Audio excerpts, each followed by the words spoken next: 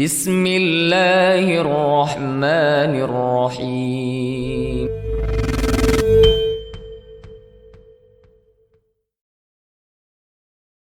Assalamualaikum warahmatullahi wabarakatuh. Alhamdulillah wassalatu wassalamu ala rasulillah wa ala alihi wa ashabihi wa man tabi'ahum bi ihsanin ila yaumiddin. Ya ayyuhalladzina amanu taqullaha haqqa tuqatih wa la tamutunna illa wa antum muslimun. Ikhwati billah rahimana wa rahimakumullah. Alhamdulillah, puji syukur atas nikmat Allah subhanahu wa ta'ala. Di kesempatan ini kita masih diberikan kesempatan untuk kita bisa mengambil pelajaran dan faedah dalam kitab Tauhid, dan masuk sekarang di sela-sela pembahasan bab man tabarraka bi syajaratin aw hajar wa nahwihima. Hukum bertabarruk, mencari berkah dengan bebatuan, dengan pepohonan dan sejenisnya. Kita masuk kepada dalil yang kedua, sebuah hadis Nabi SAW. Diterima dari Abi Waqid Al-Laythi radhiyallahu taala anhu. Beliau mengatakan, kharajna ma'a Rasulillah SAW ila Hunain. Kami keluar bersama Rasulullah menuju Hunain. Wa nahnu hudatsa'u ahdin bi kufrin.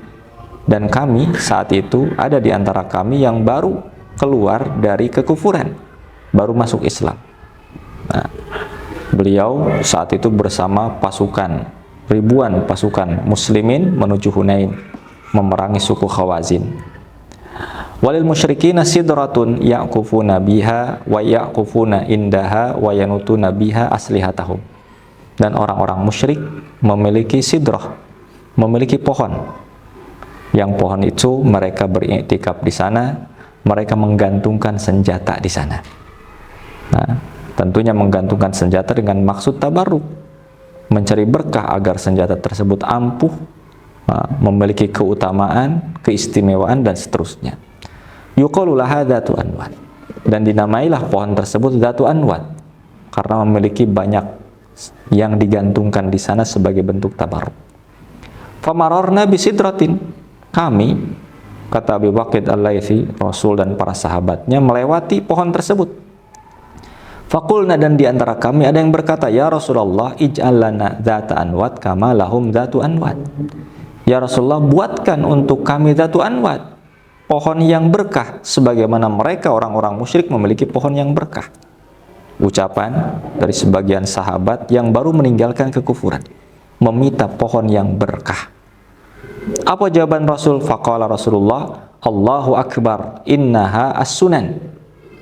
Sesungguhnya inilah sunnah-sunnah umat terdahulu. Qultum walladzi nafsi biyadih. Kalian telah mengatakan demi zat yang jiwaku ada di tangannya. Kama qalat Banu Israil li Musa. Sebagaimana perkataan Bani Israel kepada Musa, ij'al lana ilahan kama lahum alihah. Jadikan untuk kami sesembahan sebagaimana mereka memiliki sesembahan. Qala, maka Allah mengatakan di sini, innakum qaumun tajhalun. Musa berkata, sesungguhnya kalian kaum yang bodoh. Sebagaimana tercantum dalam surat Al-A'raf ayat 138. Kemudian Rasul mengatakan, latarkabunna sunana man kana qablakum. Kalian akan mengikuti jalan-jalan sunnah-sunnah orang sebelum kalian. Hadis ini diriwayatkan oleh Imam Tirmidzi dan beliau mensahihkannya. Ikhwati fillah rahimani wa rahimakumullah, dalam hadis ini tentu banyak pelajaran yang bisa kita ambil. Di mana saat itu Rasulullah SAW bersama para sahabatnya menuju Hunain. Dan Abi Waqid menjelaskan tadi, di antara sahabat ada yang baru meninggalkan Islam. Baru meninggalkan kekufuran, baru masuk Islam. Berarti masih ada bibit-bibit kekufuran atau syubhat-syubhat, benih-benih kekufuran yang ada di hatinya, belum murni selanjutnya. Sehingga di sini menunjukkan kewajiban kita sebagai seorang muslim, baik yang baru masuk Islam ataupun yang sudah lama, tetap kewajiban kita untuk belajar, untuk menuntut ilmu, sehingga bisa mengasah kemampuan untuk bisa membedakan mana syirik, mana tauhid. Jangan sampai tadi menganggap satu perkara kesyirikan itu dianggap sebagai perkara yang dibolehkan karena kebiasaan atau karena ketidaktahuan. Ikhwafillah, pelajaran yang lain dalam hadis ini bahwasanya at-tabarruk, mencari berkah dengan sesuatu, dengan pepohonan, ini sesuatu yang terlarang.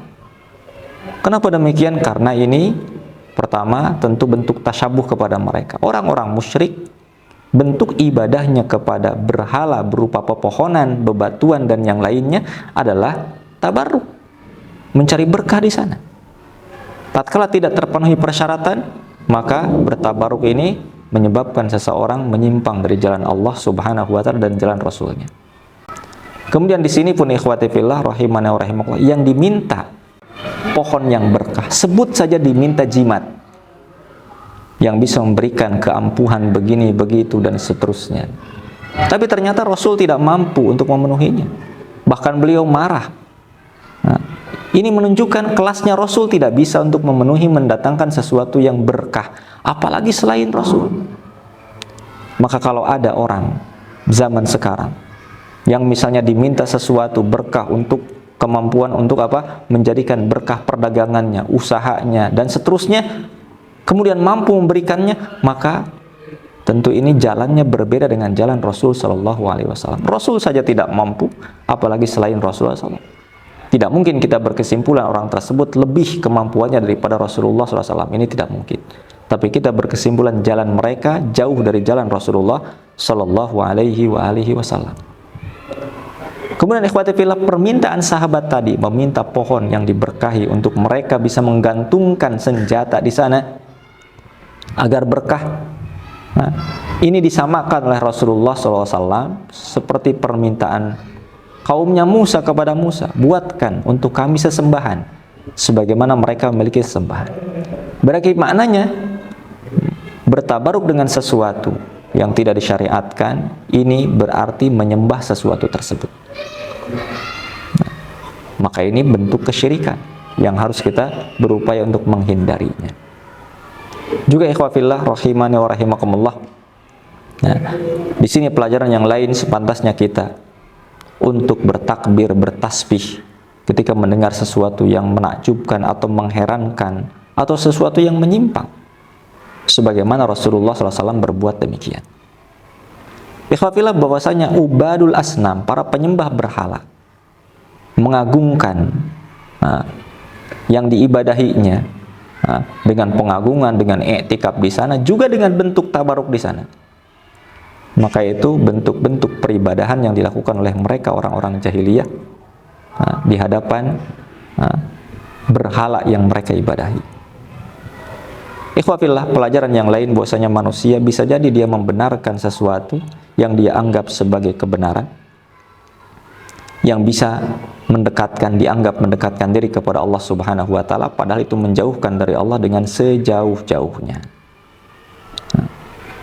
Ikhwafillah rahimani wa rahimakumullah, tentunya kita berhati-hati dan waspada dari sikap taklid kepada orang-orang yang terdahulu. Karena memang itu diantara sumber penyimpangan yang menimpa kaum muslimin. Sebagaimana Rasul katakan, la tattabi'unna sunana man kana qablakum. Kalian akan mengikuti sunnah-sunnah jalan-jalan orang yang terdahulu. Ikhwafillah rahimani wa rahimakumullah, ini diantara hal yang sepantasnya kita untuk mengambil pelajaran dalam hadis ini, sekilas dan sedikit pelajaran yang bisa kita ungkap di sini, walaupun hakikatnya sangat banyak pelajaran dan faidah yang bisa diambil dalam hadis tersebut. Demikian ikhwati fillah, semoga bermanfaat. Barakallahu fikum.